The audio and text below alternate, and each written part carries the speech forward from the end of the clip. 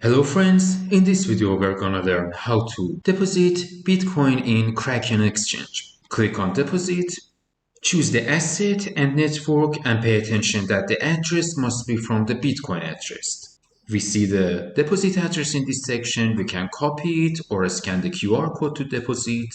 The processing time can be 45 minutes or less than 45 minutes.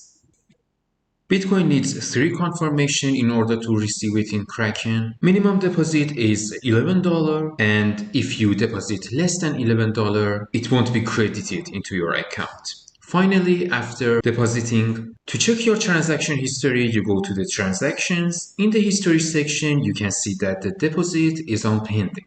And as you can see, we received the Bitcoin in our Kraken account after an hour. Good luck.